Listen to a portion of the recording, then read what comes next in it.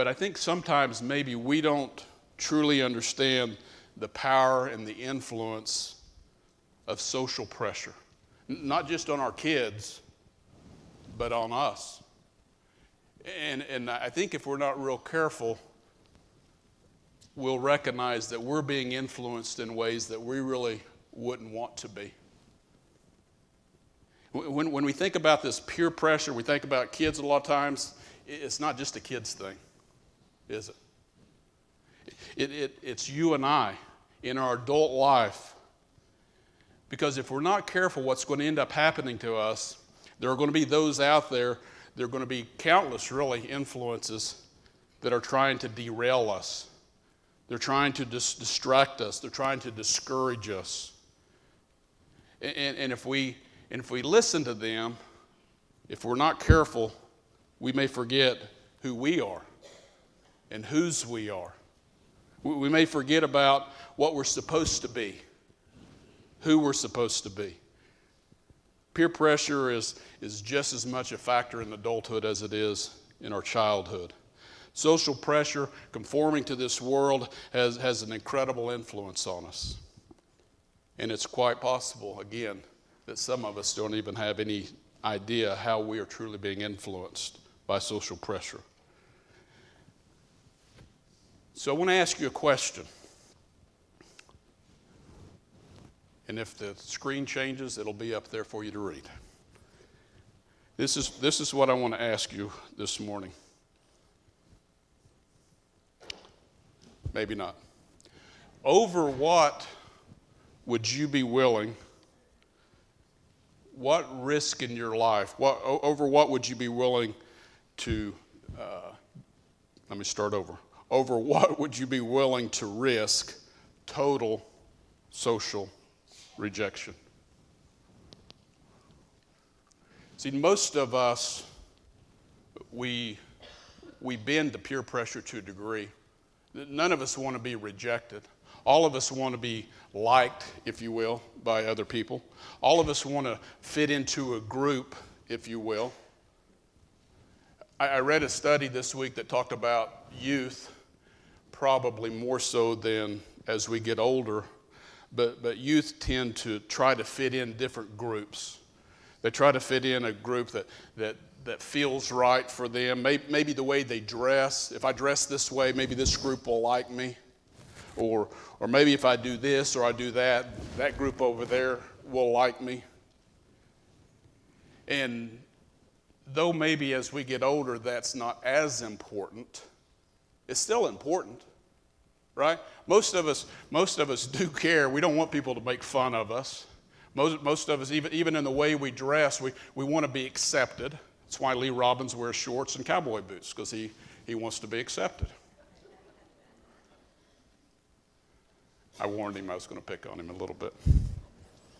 But when we think about this social pressure, when we think about the social influence on us, my question for you again is, over what would you be willing to risk total social rejection?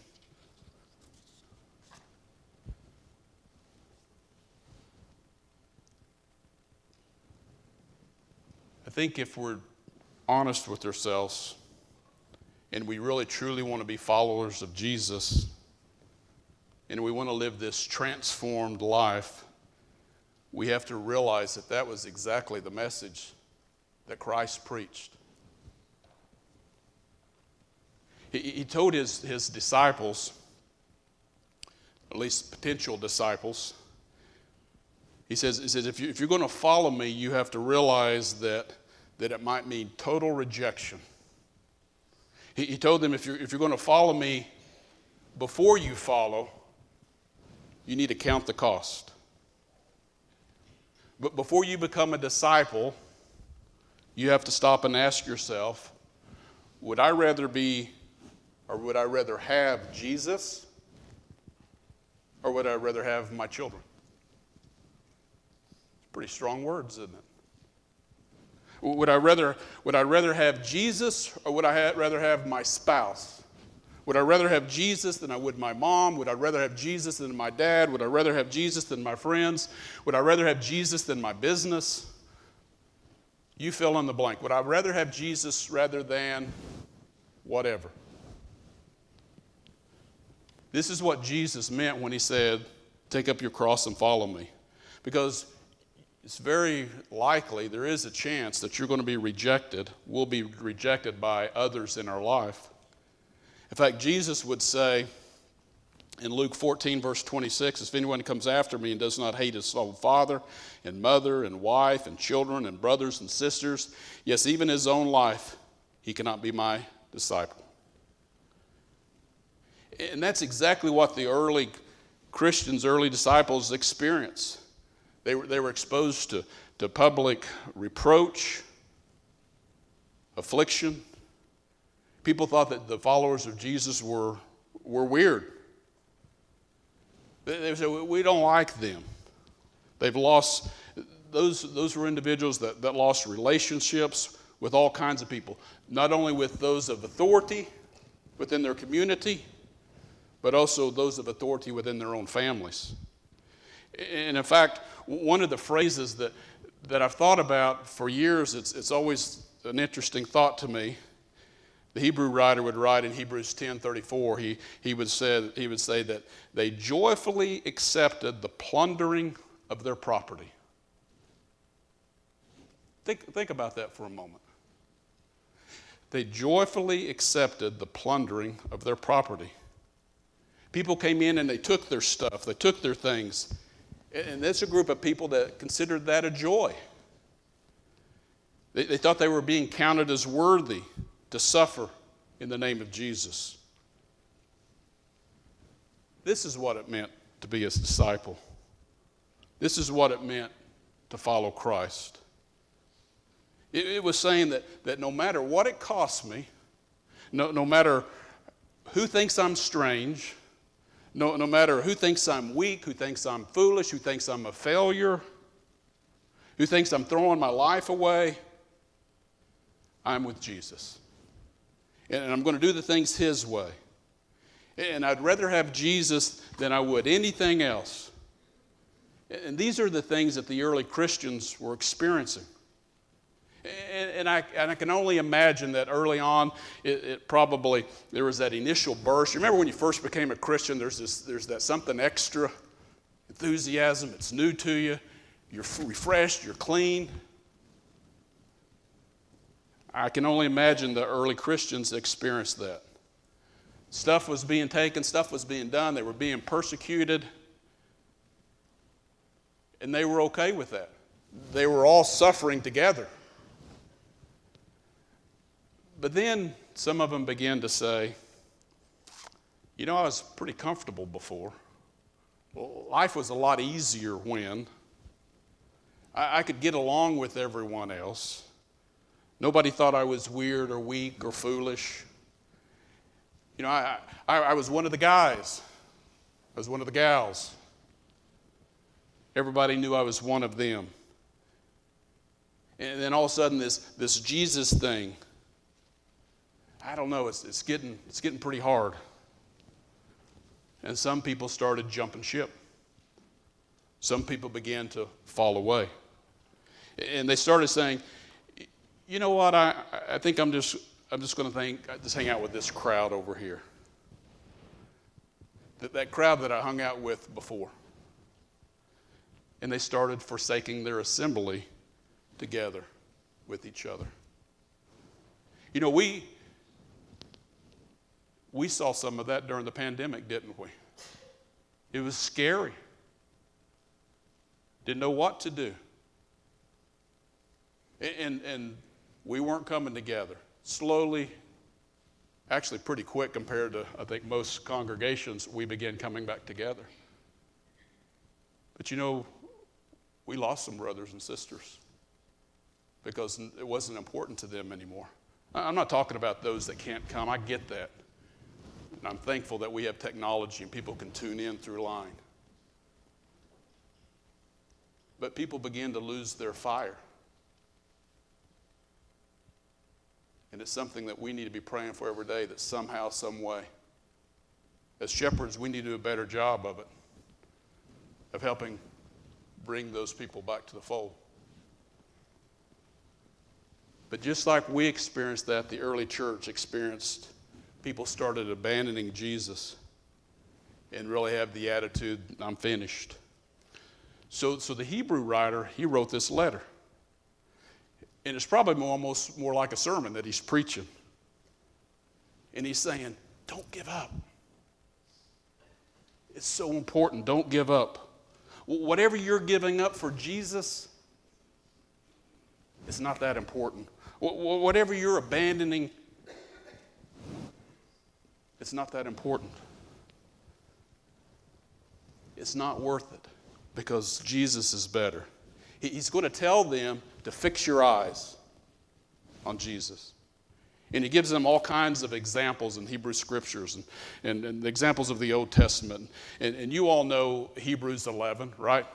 We know Hebrew. He talks about Noah and Abraham, and he talks about Jacob and Isaac and Moses. And he says, look at how they lived their lives.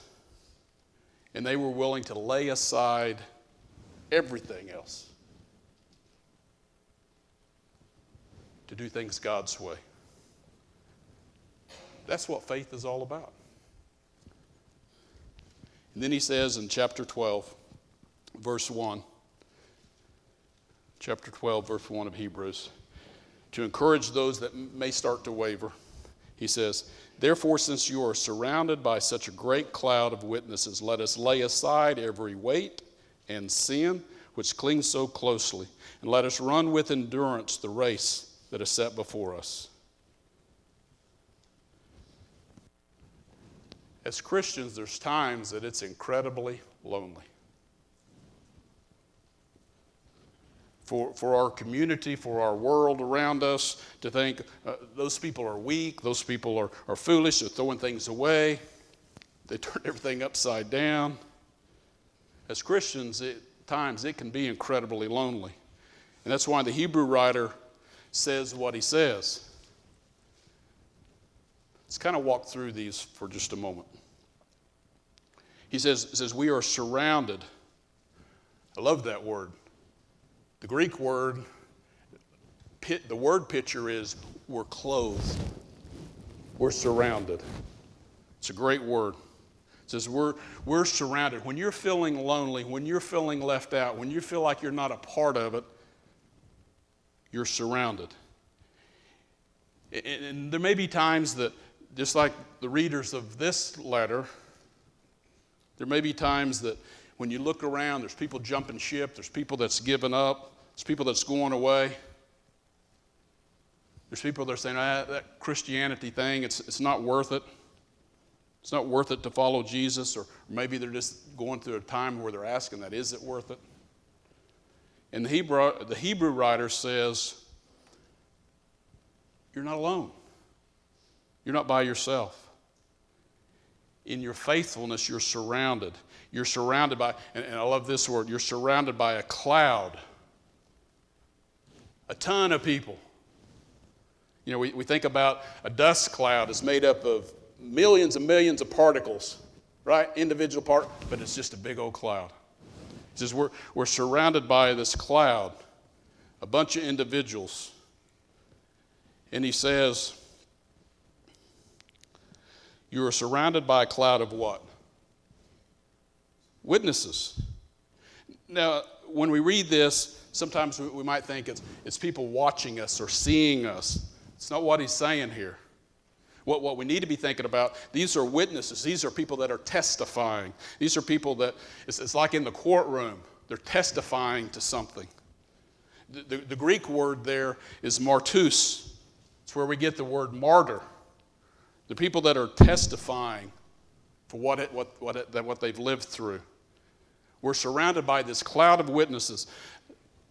And not that they're witnessing our life, though they may be. I don't know how all that actually works. But they're witnessing by the way they lived their life. You know, we're almost afraid to use that word, witnessing. Because we always say, well, the denominational world, but it's truth. It's witness. I want to know what you're going through. I want to hear your story. It encourages me. And the Hebrew writer is saying, you need to be encouraged by these witnesses. He's testifying about their individuals testifying about their faith in God, Abraham and Isaac and Jacob and Noah and Moses and Sarah, these men and women. They laid down their life, many of them, for the cause. They became martyrs, as we in our words. And they said, I'm with God.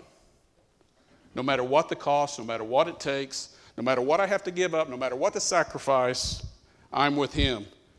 And I'm going to do things his way. And the Hebrew writer says,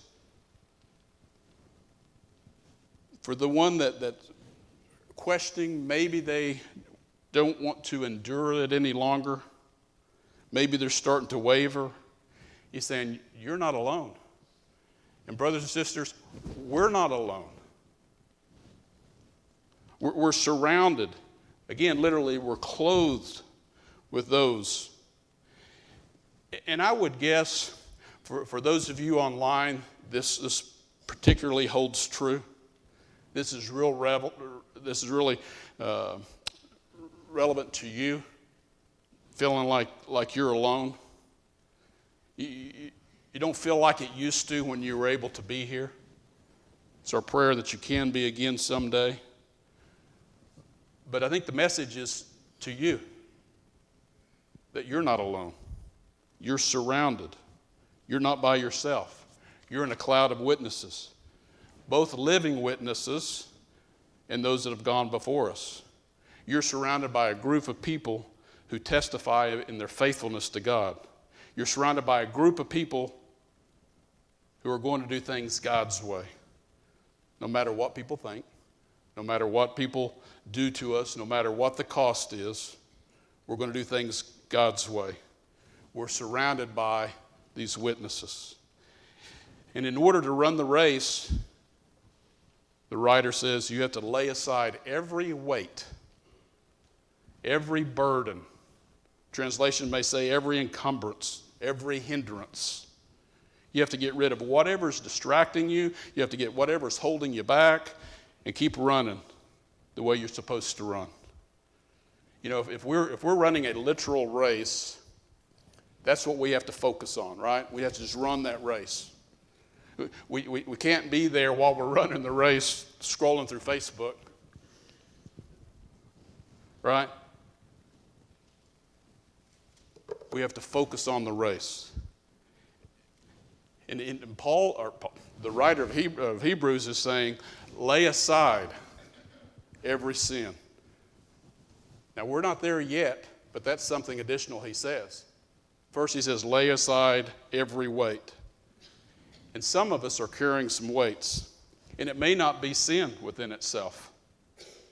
But this is what I would challenge all of us to do, is to look in the mirror. Are there things going on in our life that are weighting us down? For some of us, this within itself is not sinful, but it's weighting us down. We're spending a lot of time on it. And I'm not saying you need to throw your phone away, but ask the question, Jim, is it weighing me down? Is it distracting me? Is it derailing me?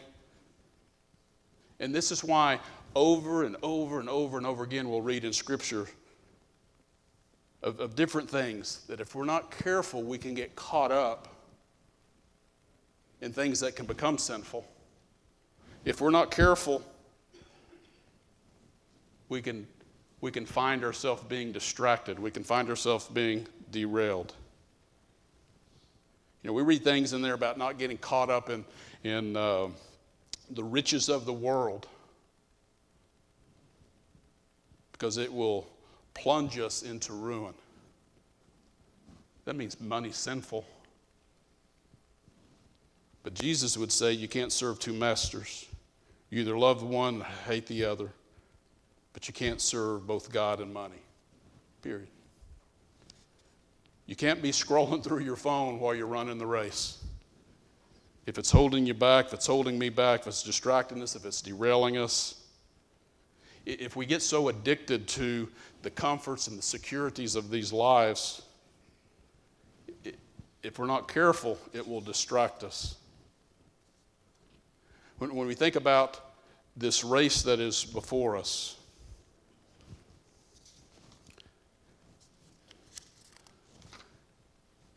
I think we have to ask the question of whose will are we going to follow? When we think about this race that is before us, this competition, I'm going to say it that way, and not that we're in competition with one another, but this challenges that lies before us, this course that's been laid out in front of us. I think we need to remember that we're not the first ones to struggle. We're not the first ones to be challenged. We're not the first ones to ask questions. And we have this cloud of witnesses that are surrounding us in this race. Again, not just those that have gone before us, but those that are still living. Look around. I mean, literally, look around. This room's full of brothers and sisters that love you. They want to encourage you. They're your cloud of witnesses. They're surrounding you. And I can assure you this race that we're on is full of challenges. It's full of obstacles. It's full of pitfalls. Full of things that may cause us to question. And if we're going to run this race, there's going to be suffering involved. If we're going to run this race, we have to find that endurance. We have to lay aside every weight. We have to lay aside every sin. I'm not sure where I got to here. Got off track somewhere there. Sorry, on the slides there. And then in verse 2, he says, looking to Jesus, the founder, the perfecter of our faith, who for the joy that was set before him endured the cross, despising the shame, and is seated at the right hand of the throne of God. A lot of good stuff in that verse alone. Fixing our eyes or looking to Jesus. I love this word. It says he's the founder. Some translations, your translation may say he's the pioneer, the one who went first. It's always easier, isn't it, if somebody's kind of gone before us, cleared the way. But we don't have to go first. Jesus has cleared the way. He's the founder. You don't have to be the first to suffer. When it comes to suffering, when it comes to hardships, when it comes to struggling, when it comes to challenges, Jesus went first. He was the founder. He was the pioneer. He was the initiator. And if you want to talk about suffering, if you want to talk about hurting, you want to talk about sacrifice, you want to talk about giving up, Jesus did it all. Again, he was the founder. He was the pioneer of our faith. Not only the founder, but he was also the perfecter. He's the one that started it. He's the one that finished it. The Hebrew writer is saying you can look to Abraham, you can look to Isaac, you can look to Jacob, you can look to Noah, you look to David, you can look at all of these forerunners, all of these faith-filled people. And he was the protector, the perfecter of their faith. And again, not just the perfecter, but the finisher. He shows us exactly what faith looks like. And that faith looks like laying aside everything. This was a group of people that their attitude was, my food is doing the will of the Father. I want to eat it, I want to breathe it, I want to sleep it. I want to do the things that pleases our Father, pleases our Abba. Again, remember all of this in context of what we've been talking about this quarter, is if we truly want to be transformed and not conformed, we've got to set our eyes on Jesus. Jesus shows us how that's done. He's, again, the founder, the perfecter of our faith. He goes on, he says, for the joy that was set before him, he endured the cross. Seems like strange words to me. The joy that was set before him. He wasn't joyful about going to the cross, was he? wasn't that he enjoyed the cross, but he knew the joy to come. He knew what was coming after. For the joy that was set before him, he endured the cross.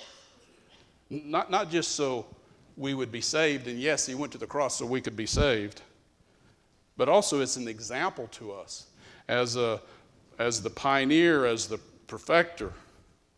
He's showing us what it looks like to live the life if we want to follow him. There's a joy on the other side of suffering. There's a joy that was set before him, that he endured the cross.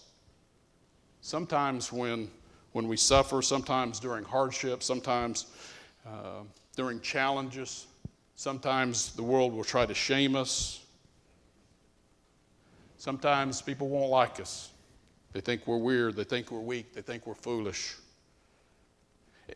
And it's easy to say, something's broken. This isn't working. This isn't what life's supposed to be like. I'm a Christian. It's not supposed to be this way. And Jesus is saying, it was for me. And I told you it would be that way for you. And this is what it looks like if you're going to follow me. For the joy that's set before you, endure your cross. For the joy that's set before you, endure your suffering. For the joy that's set before you, endure your shame. And he says he despised the shame. He despised the shame. I think that's an interesting phrase. As opposed to what? Caving in. It's what we do sometimes, isn't it? Pressure, the peer pressure, the world. And if we're not careful, sometimes we cave in. Yeah, I want to do this, and I don't want to do that, but I don't want to be embarrassed. And because I don't want to be embarrassed, I'm just going to do things the way I used to. Because I don't want to be embarrassed, I'm just not going to do anything. And we do that sometimes. Sometimes we cave in. But Jesus didn't cave. He despised the shame. And he says, you can think what you want to about me. You can do what you want to with me. You can call me weak. You can call me foolish. You can think I'm wrong. You can even nail me to a cross. But he says, I'm going to do things the way my Father would have me do. I'm going to do my Father's will and despise the shame. And the Hebrew writer is calling his audience to do the same. Despise the shame. Don't cave to the shame. If we're going to live this transformed life, if we're going to not be conformed to the world, we're going to have to despise the shame. And my question is, what does that mean? What does that mean for you to despise the shame? I think it's a fair question. It's one that I'm asking myself right now. Because I know people are going to think we're weak. They're going to think we're foolish. They're going to think that we're failures. The world doesn't get it. But the Hebrew writer's saying, endure. Not because of what we're dealing with right now, but the joy to come. It's what's on the other side. Endure that shame, endure that suffering, that persecution. And then he says that Jesus sat down on the right hand of the throne of God. That's what's to come. See, if we focus on that, we focus on Jesus, we can despise the shame. We can go through what the world is laying in front of us. Because there's honor and there's glorification. It's not all bad. There's a lot more good than there is bad. And the Hebrew writer's whole point is, it's going to be tough. You're going through some stuff right now. Yeah, you're going to suffer. People are going to think you're strange. Probably some of us are going to lose some relationships along the way. You're going to get hurt sometimes. again, you're going to feel shame, and you're going to feel burdened and rejected, and you're going to feel turmoil in your life. And we're going to feel all of that, but the Hebrew writer's saying it's worth it. There's joy on the other side. There's worth it. There's honor on the other side. There's glorification on the other side. And what Jesus endured, you and I are going to have to endure that. Will we have to go to a cross? I hope not. But we're going to have to endure what he endured. But the good news is, what he was given, we get to share in that. Isn't that the good news? If you want to live that transformed life, if Jim wants to live that transformed life, and I don't want to conform to this world, I've got to keep my eyes focused on Jesus. I want to give you a thought before we wrap up this morning.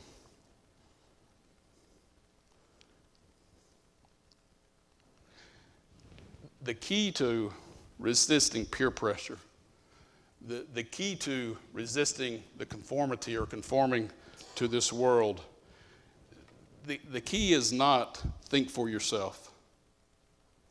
The key is not, when we're talking about not conforming to this world, the key is not just thinking for yourself and not hanging around a specific crowd. Well, that's the right step. But the key is following Christ. The key is following his crowd. It's not just not following that crowd, because we can't do it on our own. We need one another. It's about following this crowd. It's about living a transformed life. And it all begins with the renewing of our mind. It's thinking like Jesus. It's being a part of his crowd. It's fixing our eyes on Jesus. And that's what the Hebrew writer was saying. You're surrounded by a cloud of witnesses. Jesus is the pioneer. He's the founder. He's the completer. He's the perfecter. And all of this can come if we'll hang around with his crowd.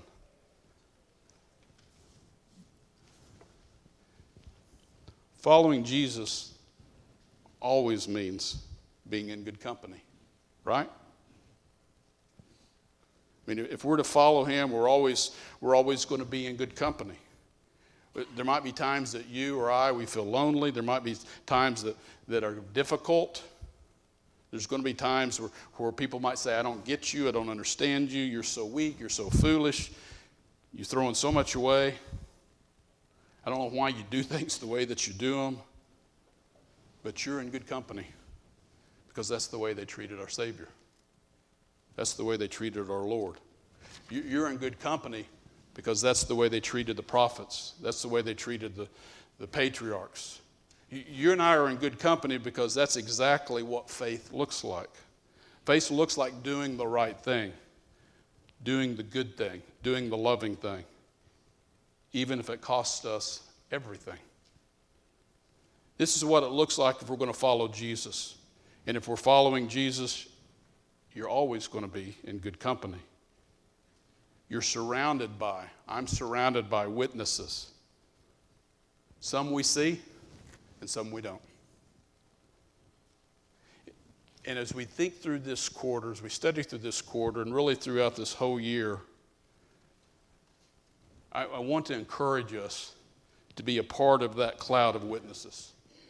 I want to encourage us to be an encourager to one another, to spur one another on in love and good works, to point each other towards Jesus, to say to one another, brother, fix your eyes on Jesus. To remind each other that we're all part of something a whole lot bigger than just ourselves.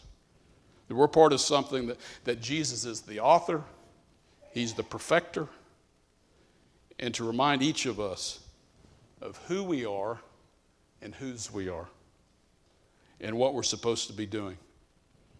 Not being distracted, not being weighed down, not being derailed, But again, keeping our eyes on Jesus to remind each other we're always in good company when we follow him.